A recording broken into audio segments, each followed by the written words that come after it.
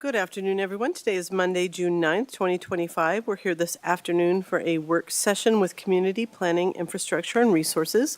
I'm Kristen Stevens, Chair of the Board of County Commissioners, with Mayor and my fellow commissioners, Commissioner Jody Shattuck McNally and Commissioner John Kafalis. We also have our County Manager, Lorinda Volker, with us.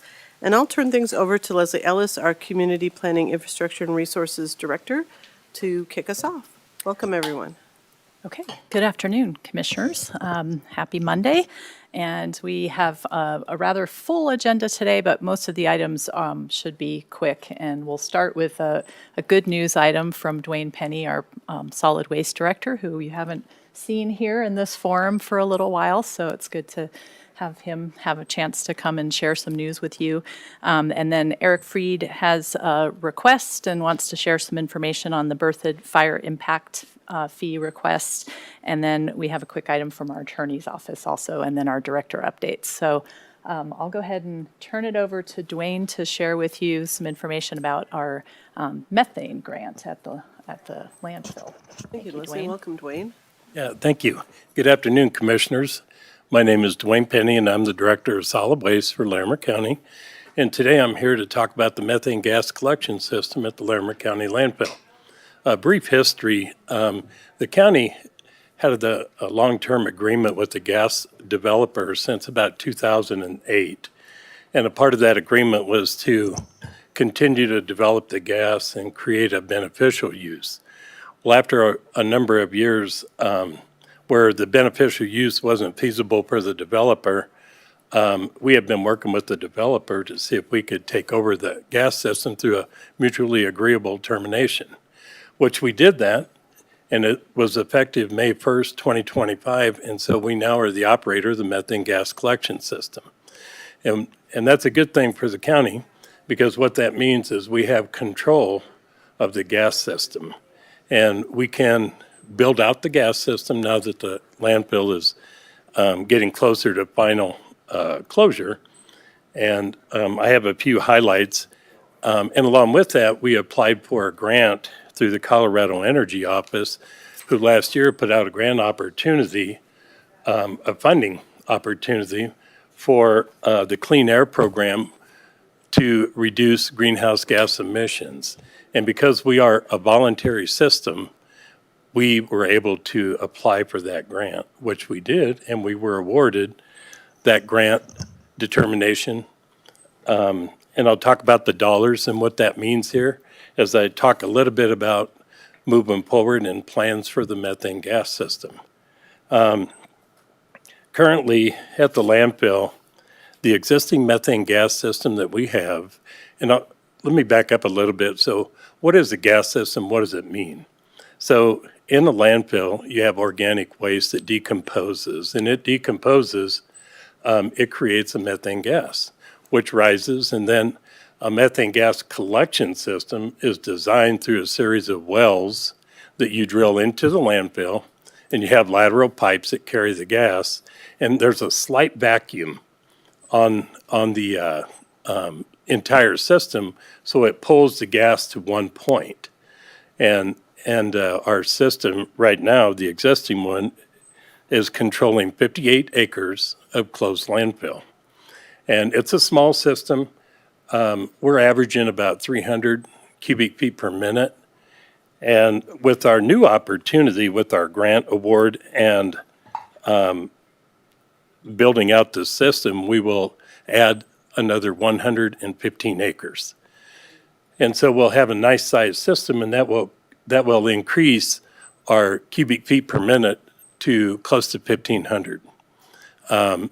And the reason that's significant is that gives us more opportunities for beneficial use. When you have a larger volume, you have more opportunities to invest or have investors invest in your project to convert it to a renewable natural gas. A renewable natural gas is equivalent to natural gas once it's processed. And you can also run it into a combined heat and power unit where you can generate electricity on site. And so we're really excited about this expansion program. And the grant award is effective immediately. June 28th is our kickoff meeting. We'll meet with the Colorado Energy Office and their team, and our team will get together and we'll talk about a schedule. We've already determined a schedule. We have until March of 2028 to completely install the 115-acre gas collection system. That's plenty of time to do it, and we're excited about it. And once we have that kickoff meeting, then we can turn our gas designer, which is HDR Engineering, loose to design the new landfill gas system. And so it's really starting to move forward. The grant was important to us because we had an opportunity to apply for the grant, and we were awarded $2,112,065 that we could apply towards the methane gas system. Now, that worked out really well for us because a part of our closure, we had 2.8 million budgeted. And so if you put the 2.8 that we had budgeted with the 2.1, that gives us a complete build out of the entire system. So we're pretty excited about that. So the first step is to get the design, get it underway with HDR, which we'll probably start working with them July 1st for the new system.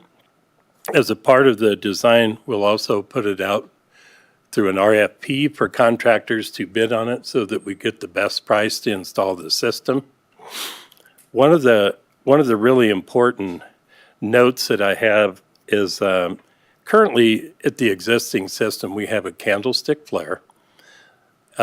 What that means is as the gas is collected, it goes to this candlestick flare and it destroys 98% of the methane gas. So with the upgraded system, we're going to be going to an enclosed flare. And that means that no one will drive by and see a flare and panic or worry that there's a fire at the landfill. It will all be self-contained. The benefits of using an enclosed flare, you get greater destruction, and you can also do annual emissions testing of the flare. Whereas a candlestick is just a flame, it's hard to test it. So those are some of the unique benefits about the closed flare. It's a pretty interesting system. We have 100, when we install the system, let me get my notes here. There's quite a bit of pipe involved in this. We're doing 111 additional wells drilled into the landfill. Now, those are vertical wells that we drill down into the trash, and the goal of those is to get to the bottom of the trash, not too far below the bottom of the trash, but close. And the reason is then we can get a better opportunity to collect more gas. So by adding those additional wells, we really get a good coverage of the entire landfill. Now, to back up a little bit and talk about the history of the landfill was initially started in 1963, and the planned closure is next year.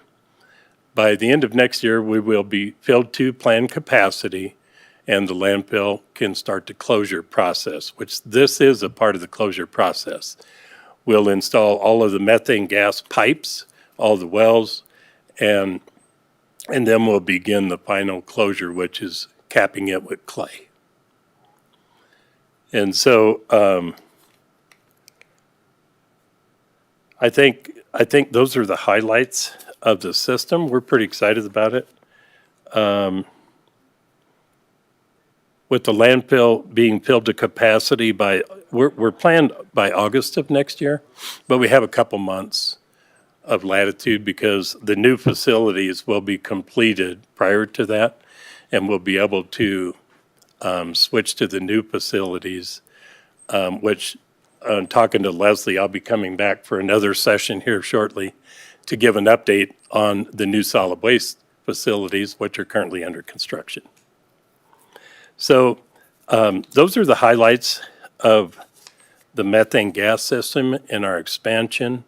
And at this time, I'd like to just see if anyone has any questions. Thank you, Dwayne. Commissioners, any questions? Commissioner Kafalas?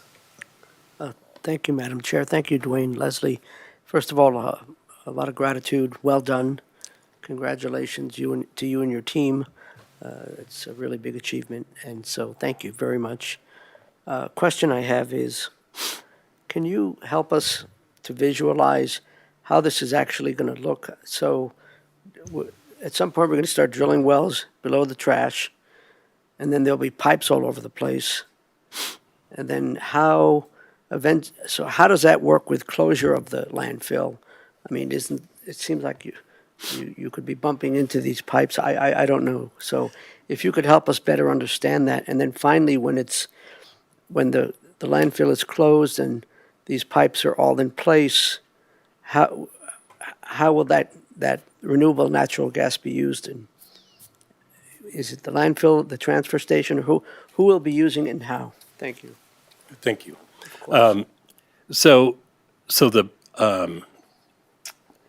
there's another, probably in about 2 months, I'll be back to give another update on the actual design, and I'll be showing pictures of the vertical wells and the lateral pipes and everything, but I'd love to answer that question because it's important.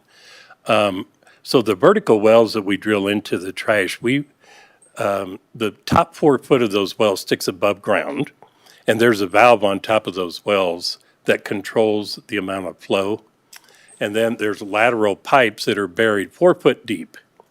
And so everything is buried. In California, they leave all of their gas lines on top of the landfill. We can't do that because of the freezing conditions, and condensate flows through those pipes and it freezes up and it would plug up our pipes. So here in the colder climates, we're required to bury the lateral pipes. So if you could picture a well in a massive landfill, just picture a big massive landfill like the Larimer County landfill, and you drill a well 150 foot deep. The vertical wells are about 36 inches, and then we cap them down to about 4 to 6 inches on top, and then everything gets buried. And so then a lateral pipe gets hooked onto that, and it gets excavated down 4 foot deep, and it goes to the flare. And so everything gets connected underground, and then it's all connected to the flare. The flare is the controlling part that creates a vacuum and pulls the gas. Now, those wells, they have controls on them to where we can plug a device in, and we can measure the gas, the temperature, and we can really control how much gas we're pulling. It's important not to pull too much because you can get a landfill fire if you're not careful. And so you really want to control the gas and the amount of oxygen that you're pulling. So it's all predetermined in the design, and it will be an important part of it. So the closure part, what happens when we close the landfill is right now we have all of the waste is up to what we call waste elevation, meaning that if we go any higher, we would be overfilled.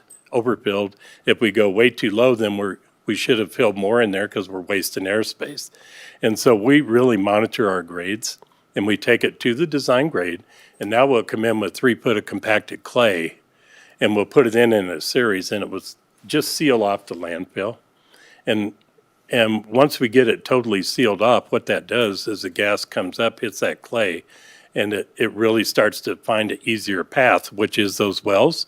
And so those wells begin to get more and more as the gas collected so it doesn't go up into the atmosphere. And so that's a good reason to cap a landfill, to do a number of things. Stop precipitation from going in, which creates leachate, and also it helps control your methane gas. So all of this will happen over the next 5 years. The methane gas system, we are thinking we can have all of this done in 2 years. And to answer the question about what we're thinking about, once we get further into the design and get the system figured out, we know that it's going to be closer to 1,500 cubic feet per minute. That's going to give us a lot more opportunities and choices to the gas. So once we get a little further, we'll put it out to bid to see what kind of opportunities. And there's going to be a lot of things that literally come out of the woodwork. People are going to have different projects where they're looking for a certain amount of gas that they can use. And some of the uses on combined heat and power, a combined heat and power is essentially, it's a container box. It's about a quarter the size of this room, and it has a gas treatment system in it and a generator. Well, you pull that landfill gas into that box, and you clean out some of the acids, some of the siloxanes, and things that are in landfill gas, the what we call trace elements that need to go away, and you get to the methane, and that converts it into a natural gas that fires off the generator and creates electricity. So a lot of people are doing it, a lot of landfills. An example, I was down in Houston, Texas at one of the bigger landfills in 2007, and they do about 2,000 cubic feet per minute, so quite a bit bigger than ours. And they had two 1 megawatt generators running. That's pretty significant to run a lot of electricity off a generator like that. And some of the really big ones where they're in the wetter climates can run up to 5. So we're semi-arid here in Colorado, and so we don't quite get the generation of methane gas that other landfills do. However, it's important, once we cap this landfill, we're expecting a lot better collection than what we're getting currently. Thank you, Dwayne. Commissioner Shannock McNeil, any questions? Just a quick question. Thanks first, Dwayne. Excellent work, and I know applying for a grant is a lot of effort as well. So thank you for chasing that grant, and congrats on receiving that.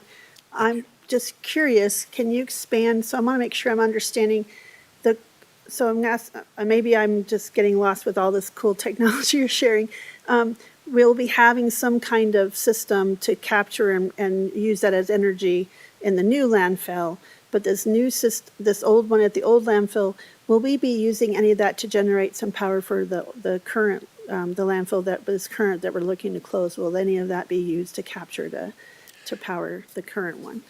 Yeah, so yes, the existing landfill, we have a methane collection system currently in place, and that system is the system that we plan on expanding. Okay. And that system will be expanded to 1,500 CFM, which is quite a bit more than what we're doing now, which is about 300. And so we expect to get a lot of beneficial use from that gas. Now, the new landfill, to answer kind of all of your question, the new landfill, it'll be several years before we're required to install a methane gas system because it takes waste a while before it begins to decompose. And under our air permit, we have, I believe it's 10 years, we have, before we have to put the methane gas system in. Now, if for some reason or another, we end up generating more methane gas, then we move that up and put it in because it depends on what you're generating. And so the more methane that you generate, the more beneficial use you can do. And so collecting it and capturing it's an important thing. So for the first part of this expansion at the Larimer County landfill, we'll continue to flare the gas and destroy it in a flare.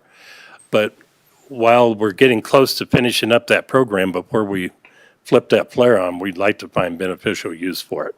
So Great. that's the goal. Awesome. I appreciate it. Thank you so much. You're welcome. Thank you, Dwayne. Just a couple questions. So what kind of beneficial uses, have landfills sold theirs? Could we use it for electricity on site to be able to power some of the transfer station or recycling operations? Or is it more likely to go off-site and be sold to somebody who can use that amount of electricity or that natural gas, which Yes. could make electricity? All of those can happen. And so by collecting the gas and developing this system and getting it expanded is the first step.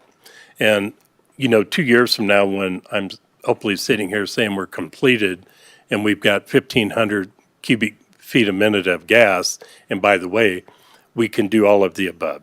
We can work with developers that market it for renewable natural gas. And what that means is they would come in and they would take our gas, clean it up, and they would pipe it to a natural gas pipe somewhere and deliver that gas as a renewable natural gas. They could also market that gas to a company that is wanting to use it for their fuel for their trucks, for trucks that are using compressed natural gas, and that could be a big opportunity for us. The other thing is, yes, we can use it on site for the transfer station. Now, the timing of all this isn't quite there because the transfer station is going to be in operation by mid-year of next year. This is a little bit behind, but that doesn't mean that we can't supplement that energy and put it to the transfer station in a combined heat and power. So yes, all of those things can happen. Great. And then how long does a closed landfill produce that level of methane? Like, is it decades? Is there a slowing at some point as things are, kind of move into the soil? I don't know how that process works, but is it a long time or forever? That's a really good question, and that is one that is extremely important to our entire project. So a landfill has what we call a peak, where it peaks with methane gas that it's going to generate. And once it hits its peak, it goes the other way. It starts to go down, generating less methane gas. We are projecting 15 to 20 years of continued methane gas at this level. Now, there will be a slight decrease in the generation of methane gas due to the age and the decomposition slowing down of organic material. But 15 to 20 years is still a really good project to invest in. No, definitely. That's a lot of years of Yes. energy that we can produce. Okay. Well, this is all great news. Thank you so much. Oh, yeah. Go ahead, Commissioner. I realize we have a full agenda. Just another question that I think is important, Dwayne, and that is, how will this project, the methane capture, affect our greenhouse gas emissions? So we are anticipating to start off with a 30% reduction.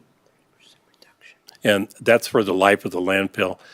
The calculations on the greenhouse, when you calculate it out for those 15, 20 years and beyond, are really impressive on what we're collecting in terms of greenhouse gas. A landfill gas is measured at 25 times EPA measures methane gas as they use a global warming potential of 25 times for methane gas, 25 times that equivalent of CO2. And so CO2 global warming potential is 1, methane gas is 25. And so it's significant. So if you can collect, capture, and destroy the methane, it stops it from going into the landfill. That's where you get a lot of reduced greenhouse gas emissions. Great, thank you. And with all this good news, it seems to me that you ought to come visit us more often. It sounds like I will be in a couple months to give you a little bit more of an update on the new projects and also the landfill. Thank you. Any other Thank you. questions? All right. Well, thank you, Dwayne. We Thank you. appreciate the presentation and thank you. Great news about the grant. I mean, over $2 million is, really remarkable and will really help us get on the way. So thank you. Thank you very much. Yeah, thank you, Dwayne. And as you can imagine, Dwayne's pretty busy, so we try to get him here for important items, but you'll see him again in a couple of months with more information on that. Thank you. And we're excited about those opportunities for beneficial use. And Dwayne and Heidi and others work together a lot on many of our common goals around climate smart and air quality and that sort of thing. So thank you. Thank you. Eric, I think we're ready for you to come on up. I think Lorenda has the on button there. And so you had in your packet a number of the materials that were sent over from Berthoud Fire Protection District. And Eric, we're not looking for a decision or direction, solid direction today. I think it's really just kind of an update and asking about how to move forward on this project. And this was the only thing you didn't have in your packet. So there was a letter sent to you by the Berthoud Fire Protection Board of Directors. Eric Freed, County Building Official. This came about because Berthoud Fire Protection Board of Directors has done it's called the Nexus Study, looking at the anticipated growth in their fire district and what the costs are going to be for new capital equipment to take care of that, and how that relates to the fees they're already charging on building permits. The board prior members, maybe 7 years ago, state law allowed for fire districts to charge impact fees on new development so that growth would pay its own way. And it set it up so that building departments would collect that fee on the building permit stage and pass it on to the fire districts. 2024 state legislature passed a law, changed the whole basis of how those fees would be collected. So this is the second district that's come to us wanting to change their IGA. The first one was Loveland Fire, and I believe Frank was talking to their attorneys as to what that IGA would look like. And I'm not planning to discuss their new IGA either, because that should also be negotiated between our county leadership and theirs. But in the meantime, that state law would allow the fire districts to collect their own fire impact fees. Now, as you might imagine, they would prefer that we do it. It's easier for them if we just collect it at the building permit phase, send it to them.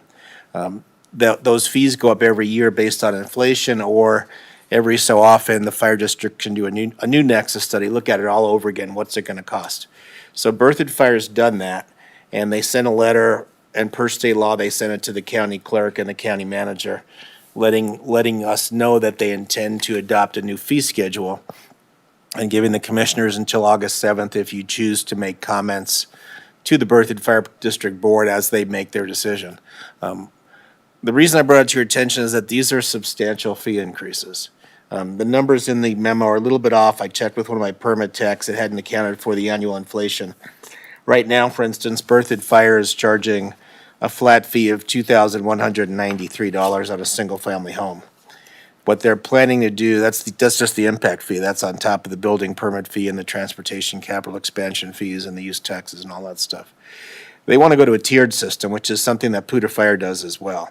And the theory is that the larger homes generate more need for fire protection, greater cost, therefore they should pay more. Puda Fire already has that in place. You could see, maybe I could make this bigger here so you can actually read this.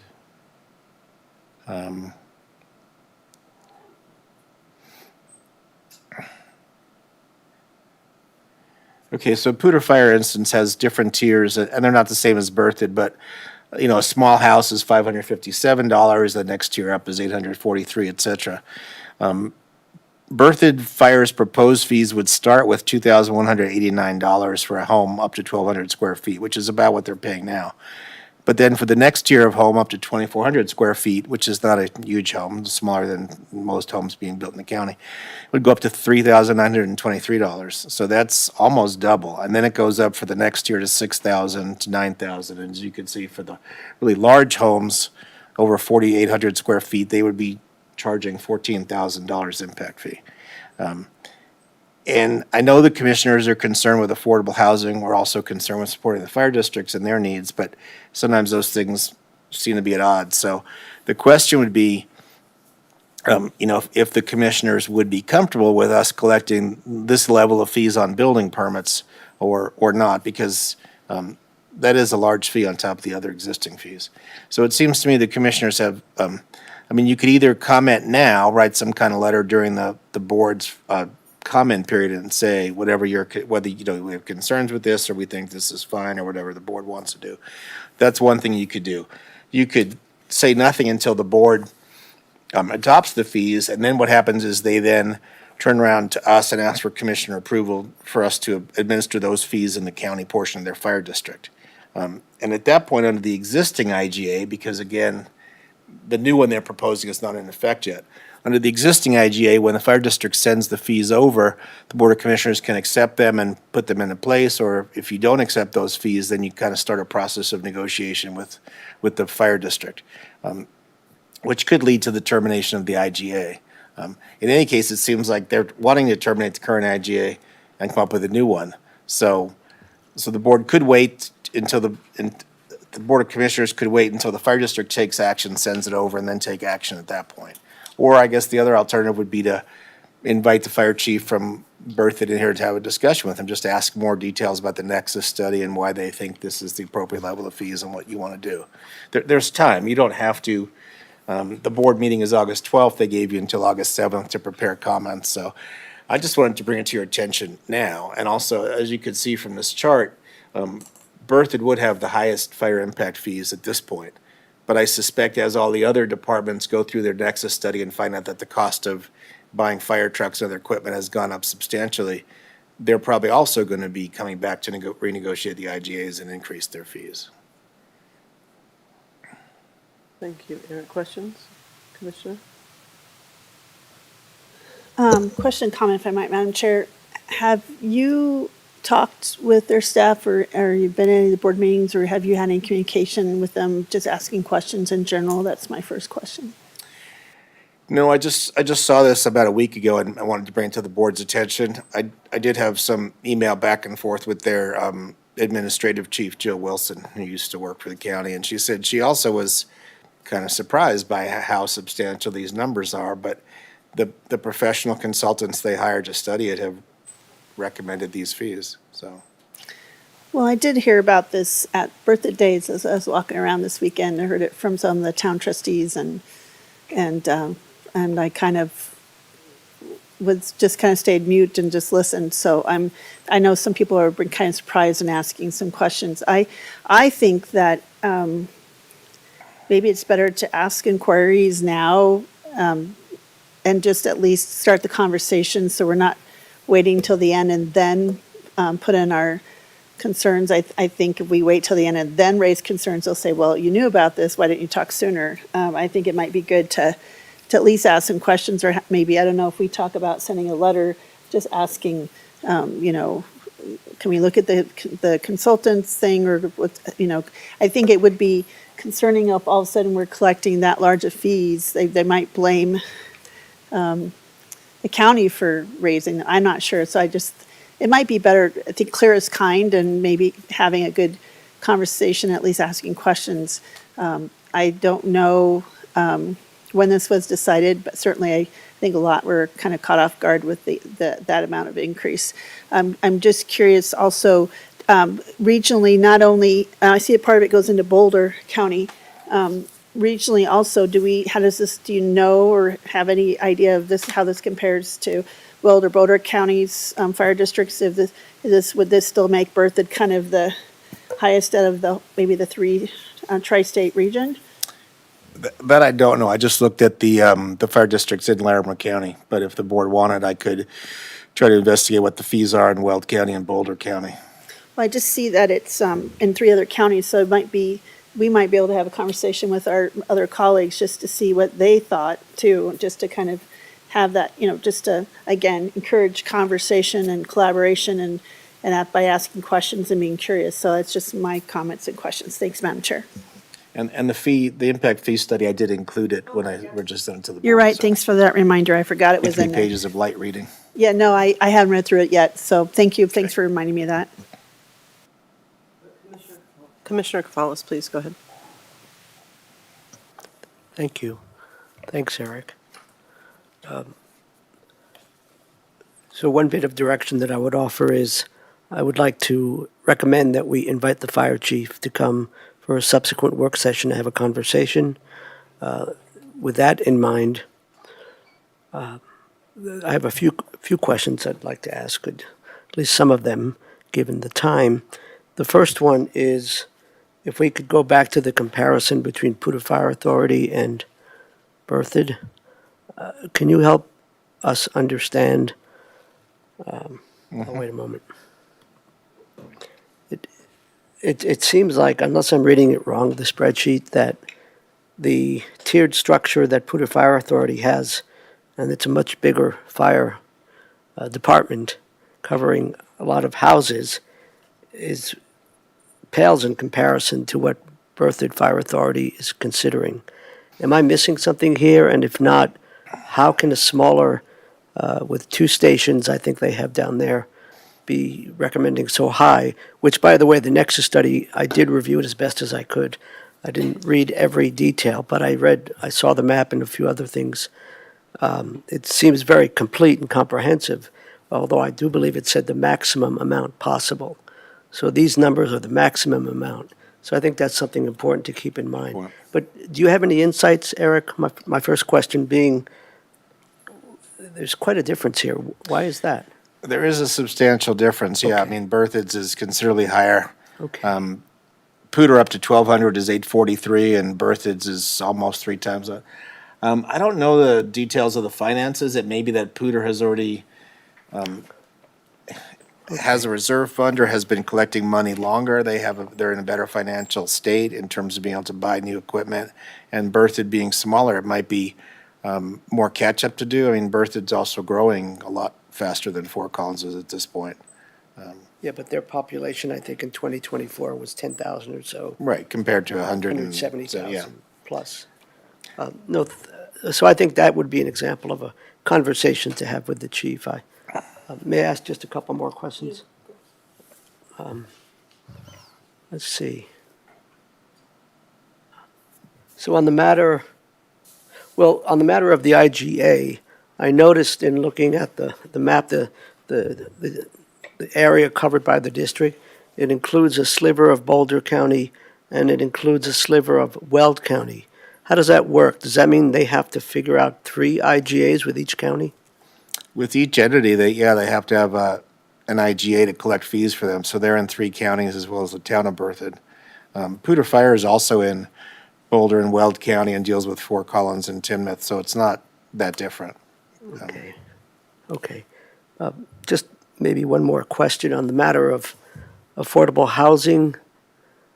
Well, maybe 2 questions. On the matter of affordable housing, I thought I read in the Nexus study that, or in the IGA, that they have a provision that they've been implementing that waives these fees for affordable housing, moderately affordable housing, and employee housing. Is that the case, and are they doing that, and how often are they doing that? There were about 3 questions in there, sorry. I better stop. I don't know that we've had any projects come through that are considered affordable housing projects that don't incorporate Larimer County. I mean, mostly we get individual single-family homes. So I'm not sure if we've had any developments that Well, affect. that would be helpful to know, because that's a big concern that I'm sure all of us have, the impact on the affordability of housing. And I think they do define what they mean by those 3 categories. You know, affordable is below 80% AMI, et cetera, et cetera. So I think that would be helpful. Are they doing it? Is it still in the provision, is it still in the IGA, or wherever the heck I saw it? See it in the draft new IGA, which is much smaller than the existing. So there was one. something highlighted in yellow, maybe that was in the Nexus study. There's a reference to, some kind of, Well, It's on page 8 of the packet. There is a reference to the 3 types of housing. thank you, yeah. But I guess I would offer that those are the kinds of things that I think it would be very useful to have a conversation about. And, you know, I suppose the final thing, Madam Chair, I'll try to end it here, and that is, I think in that Nexus study, the consultants had a page full of recommendations. You know, if I'm remembering right, that in terms of updating the Nexus study, they're recommending every 3 to 5 years. For example, this one that the last time they did it was 7 years ago, as you indicated earlier. So I imagine those recommendations, which all seem good and reasonable to me, but I would think that's part of the direction we'd give them, and that is, are they going to carry out these recommendations, which, if we agree, we support. So I offer that as a comment. I think in the current IGA, it says they're supposed to do a Nexus study no later than every X years. I don't know what that is exactly. So you'd probably Right, want every that in a 7. updated one. But they're recommending 3 to 5, so I guess the question is, are they going to adopt these recommendations, or that sort of thing? Well, yeah, I mean, first, their board may adopt that, and then secondly, if the board chooses to negotiate a new IGA with Berthoud Fire, that could be part of the IGA from our point of view, that the nexus study happens every so often, or, and that's a good catch. I didn't realize that they were talking about, these are the maximum fees allowable, so I don't know exactly what fees they would adopt at their board meeting. Love and Fire did something similar. They had a nexus study years ago and had set the fees at a maximum they could charge. And they've only now come up to that level. They chose not to go there right away. Thank you. Thanks, Kristen. Thank you. Yeah, I mean, they're high, and interesting that they use different methodology than they did from the 2018. And also, I mean, unsurprisingly, I mean, the cost per square foot to build a fire station used to be $300 a square foot, and is now $900 a square foot. So, I mean, I'm assuming a lot in saying that the methodology seems sound, but I mean, it does seem like that it doesn't seem like there's anything necessarily off with the way that they calculated those numbers. I mean, the costs are the costs, and we always say that development should pay its own way, and we want housing to be affordable, and sometimes those two things are, contradict each other. So, I mean, I wouldn't mind having conversations about, further conversations about that, but this is their prerogative to do it, right? It's just our prerogative whether we collect the fees for them or not. Right. They set the fees, and then it's up to the Board of Commissioners whether we will collect the fees for them or tell them, oh, no, you need to collect your own fees. But in that case, we wouldn't issue a building permit unless they had paid the fees for the fire department. So in a way, we wouldn't be collecting the fees, but we'd tell people, you need to go talk to Berthoud Fire and bring back a receipt, basically. And we collect for all the others, so, I mean, it doesn't necessarily make much sense to make Berthoud residents go through an additional step. It's just, I mean, I think some of the concern is around affordable housing, and then will we, hear about, I can't believe the fees are so high. I mean, in which case we could then say, well, that's Berthoud's, that we don't regulate those fees. Those are decided by the special district themselves. I mean, I think if folks want more information, I think, the information that would be interesting would be whether they plan to really go up this high right away. I mean, that would be one of the things that I would be interested in. Or are they going to do it, move into this incrementally? Because it is quite a jump. On the other hand, I mean, the costs are the costs too, right? And one of the questions I wouldn't mind asking the chief, I think, is what do they require sprinkled systems or sprinkler systems? No more than our code does. We require it only for new duplexes, townhouses, but not for single. But not for single family. It would be interesting to see, like, because if I had a 4,800 square foot house, but I had a sprinkler system, would I don't remember how much it costs to add a system like that, but at some point, it may be cheaper for people to do that, and could those costs come down? I don't know, but just kind of curious about that. Maybe it makes sense that if their costs are getting so high, I mean, would that help the department in not having to go out or, as often on calls, or having to have as many, so are there other mitigations that could be put in place? Just because I'm not sure that those aren't the costs, and that, other departments, I don't know how recently that they've really kind of relooked at their fees. But, I mean, fire trucks, when I was on the fire department board, fire trucks cost at least $1 million.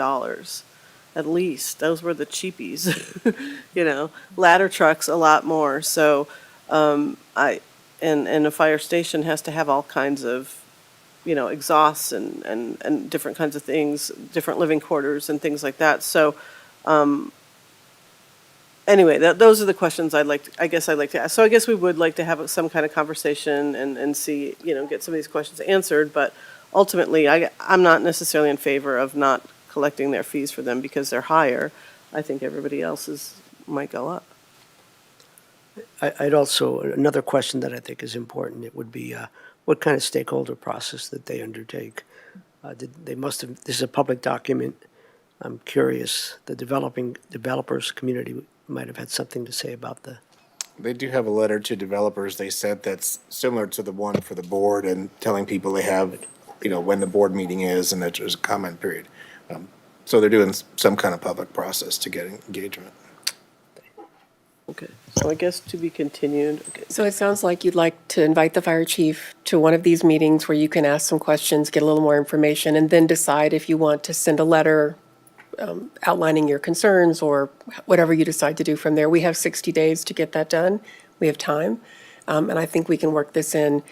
Then we might want to reach out to the attorney's office and have them begin to talk about the IGA in the context of that conversation you have with the chief.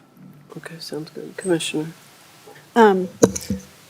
I think that's a great plan. I'd like to be able to just ask questions and be proactive than reactive. And I think besides the fire chief, if we can, and they're open to it, I think it would be nice to have at least the chair of the board, the fire board or someone, since they're making that decision. I think for them to hear that conversation and be a part of the conversation might be helpful. And we can also build a rapport with that board, just so they know we're just we're trying to be building partnerships and asking, questions because we are trying to be supportive or, helpful. So I think that might be nice to add, expand that invitation. Thank you. Well, it might not be bad to have somebody to speak to the methodology, and I don't know how comfortable if the chief is comfortable doing that, that's fine, but if they want to bring one, a consultant or somebody, on their finance team or somebody who can really speak to some of the difference in methodology and why they think that this was a better way to calculate costs. I mean, because Okay, I think that some of the questions will be around those costs. So we'll work on getting the fire chief, maybe the chair of the board of directors, whoever, to a future one of these work sessions so we can have this conversation. Perfect. Well, thank you. I appreciate you sort of proactively knowing that would be a big eyeballs, kind of shocking, a little bit shocking in that space, and for bringing that forward to us, so we were aware of it. Thank you very much. You're welcome. All right, next item. Thank you, Eric. David, you're up.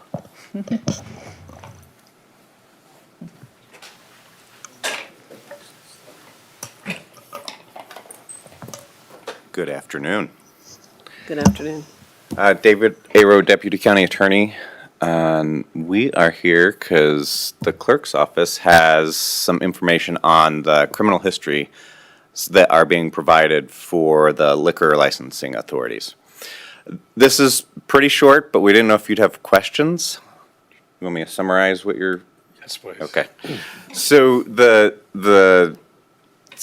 criminal histories that come through CBI, and we've gone through that process. CBI, as you're aware, is very tight on how they release those criminal histories, and they're very protective of them to make sure that they're handled appropriately according to their rules. That entails audits. You may recall a number of years ago, our sheriff's office obviously goes through audits regularly. And we learned just how detailed those audit processes can be. The clerk's office, now that they're directly receiving the criminal history, is being proactive, which is fantastic. They want to make sure that their processes are locked down very well now before the CBI comes in to do an audit, because if they have any issues or concerns, they can have a very long list of things they require you to do in remediation. With that being said, the current criminal histories, they have a tracking process where you have to know who they're handed out to. You have to track what's happened with them. Have they been collected? Have they been destroyed?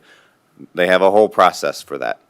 So the proposal is, as you're aware, most of the criminal histories that come in for liquor licenses don't have any histories associated with them. In those situations, and you may recall this from the sheriff's office, a letter or memo would be drafted by the clerk's office that just says no criminal history was noted on this individual. And that would be included in your packet, so you'd get the same information. It would just be on a memo from the clerk's office as opposed to the specific criminal history. And then that way they don't have to release it, and therefore when they destroy it, or maybe not even print it, they don't have to track that. The other situation is if there is a criminal history that comes up, they'll share it in the packet. Well, I apologize. They will send the packet up as normal, but on the day of the hearing, they'll come up with the criminal history. They'll hand it out to each of you so that you can review it. And then at the end of it, they will collect that from each of you so that they can ensure that they've audited it, they've destroyed it, and they can prove that the CBI. Questions? Go ahead, Commissioner. Thank you for being proactive and appreciate your diligence with this. My question is, we get those packets and then we would get that right before the hearing. It seems like that would be hard to really absorb that before the hearing. So how can we get a little bit of time to at least read it and maybe read it again to make sure we're understanding? I'm assuming you're saying we're getting it right. I'm trying to understand the timing because, it's, sometimes you've got to read through them quickly because they're not very clear sometimes exactly all of the details in it. And I'm curious about that. And I'll apologize, I'll clarify 2 points to that. One, the packet will be distributed as normal. So you'll have all of the information ahead of time. It's only that criminal history that would come up at the time. So the 2 pages that come up. The individual histories that they fill out themselves, which also captures 90% of the information in there, those will remain in the packet. And so you'll have that information ahead of time from their individual histories. And then if you get the criminal history right before the hearing, it should be about a page to look at that will mostly mimic the individual history. I don't know if that clarifies it. If I might, Madam Chair. So you're saying if the hearing's at 2, we get them at 2, or can we come like 15 minutes early and maybe grab them a few minutes early so we can look at them before the hearing if we're in the same room? I mean, it sounds like you want to have a tight control on where these documents are, which I value and I respect. I'm just trying to see that we're not kind of looking down and scurrying, looking through it, or if we had a few minutes beforehand. I'm curious if that would be possible or if that was something we could look at. For me, at least, I'm not speaking for my colleagues, but I would need just at least 5 to 10 minutes just to review it and think about it before the hearing. Since I don't control the clerk's office, I had to look over to make sure that that was something they'd be willing, because it will take their staff time to be able to come up ahead of time. It sounds like that's not an issue. Yes, and we typically schedule those hearings for an hour, and usually I think they're like 15 to 30 minutes, so. Other questions? So I just want to clarify, it would be before the hearing starts, we could meet with you beforehand and get that 1 or 2 pager just to have it before the hearing starts. Yes, and we can build into our process where we let the applicants know that the hearing starts actually 15 minutes before the Perfect. scheduled. Awesome. I appreciate that. Thank you. Questions, Commissioner? Go ahead.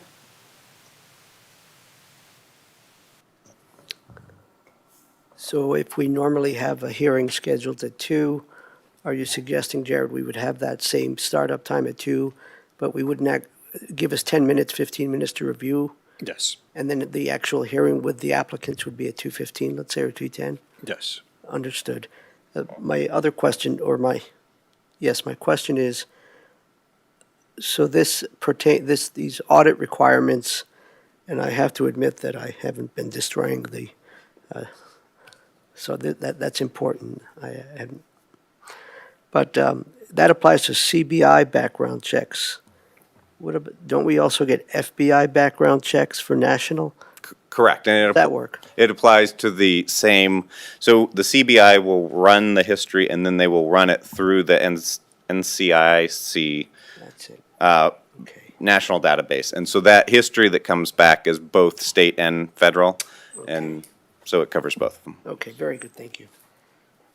When you said the individual histories versus the criminal histories, can you remind me what the difference is? Because, I mean, if we're seeing most of what we need to see anyway, I mean, I don't know how many minutes we need. And another option that we could do is you usually say in the hearing, that can you explain the criminal history? It looks like you had a DUI in November of 1998. Can you explain that, right? And so we would be, they're not that long. There's usually not a ton to digest, hopefully.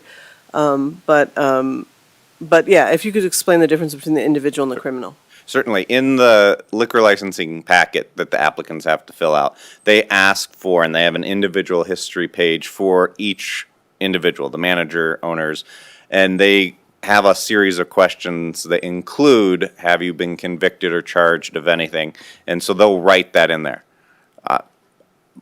There are examples where something may have happened so long ago, 20, 30, 40 years ago, where they had a minor charge, they've forgotten about it, and they forget to put it down, and then that comes up on the criminal history.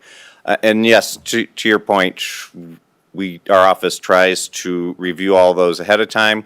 We then include questions about any of that information directly during the examination portion, and we'll continue to do that.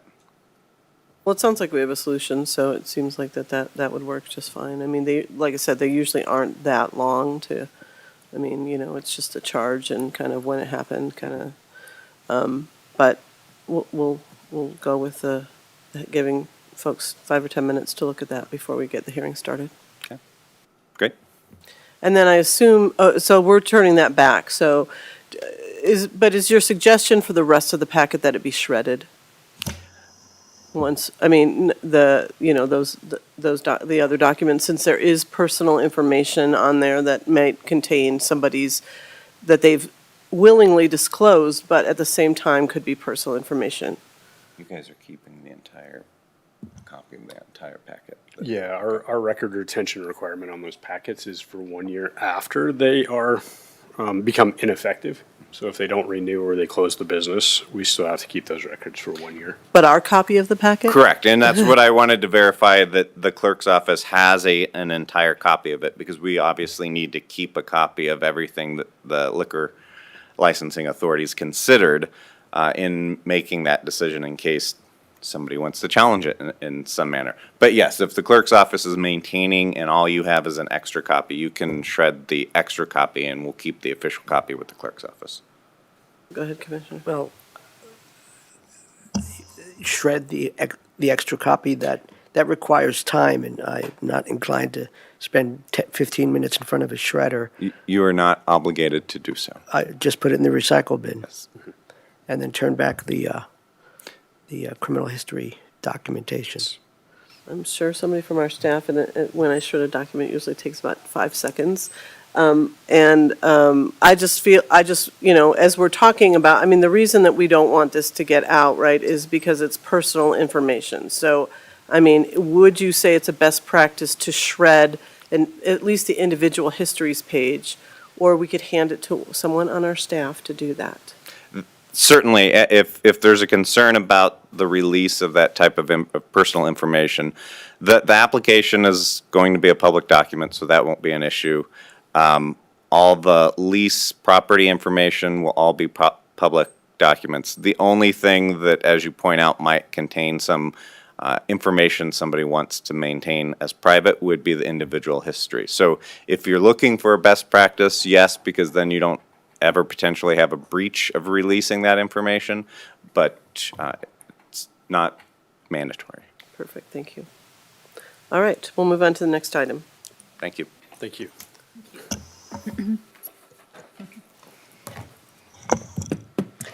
Good afternoon, Commissioners. Rebecca Everett, Community Development Director. I just have one quick update since we're short on time here. For the 3 o'clock land use hearing today, you have 5 items on consent. One of those items, which is item number 2, the dissolution of the General Improvement District number 1, is likely to be pulled, or request to be pulled from the consent agenda by a member of the public. So I just wanted to give you a heads up on that. I know our engineering department is the lead for that item and is determining whether it will make more sense to continue with the hearing if it is pulled or table it to conduct any additional outreach. So there will be more information on that at the hearing today. Perfect, thank you. Any questions about that? Is it, if there is a full hearing on that, I mean, I guess it goes in the same way. I mean, there's not really an applicant, so the staff would be, because the staff is the one who's requested the item to come forward, and so they would be the ones doing the only presentation. And, I mean, I'm confused in case I need to run this meeting. Frank Haug from the County Attorney's Office. That's right. The statute requires that you have a public hearing before you can withdraw anything, so the staff would give a brief presentation.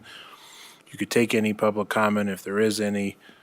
Then the board would consider whether to dissolve the district. It's very similar to forming the district. Okay, so it would be fairly quickly because, without an applicant, and there won't be a rebuttal kind of situation, and, Correct. but likely, I'm assuming that the person who want to pull it would be, at least that person would want to give public comment. Okay, thank you.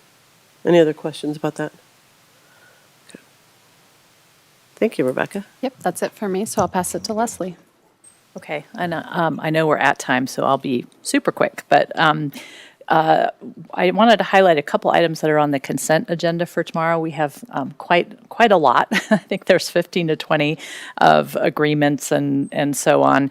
One is a request for approval for to enter upon lands. I just wanted to highlight, sometimes we do these for other jurisdictions that own property in our county, and we have one like that coming up, and that's fairly routine. This is something we've done for 8 or 10 years, and we do it proactively in many cases so that we can have a right to enter in case we need to.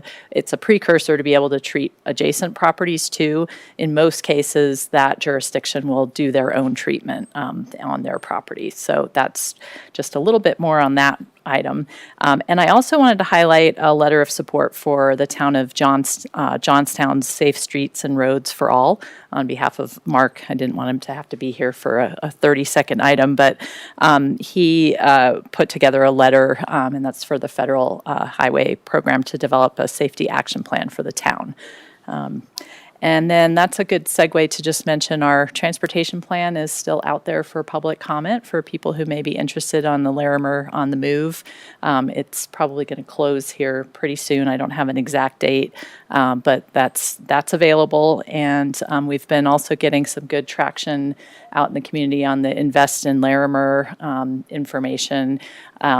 We've had several thousand webpage visits, and that number seems to be growing. We got a media request to do a television interview on the topic, and so there's a lot going on around that, and we're reaching out to stakeholders. And of course, we'll be doing another poll of the community in July and then bringing that information back to you later. At this point, we don't have anything scheduled for this work session next week, a week from now. There may be some items that come up in the next couple of days, but on the 23rd, Natural Resources staff will be here to give an update on the Bay to Bay Trail, a new trail that we have, and updates on the FLAP grant, construction that's happening this summer. You may be getting questions from people in the community, and they wanted to make sure you were aware of what's happening and let the public know what's happening about that. We may also have new information to share about Chimney Hollow by then as well. So that is it for me. Thank you, Leslie. Any questions? All right. Well, a lot of information packed into an hour and 3 minutes, but it is 2:34 and we're adjourned. Thank you. Thank you.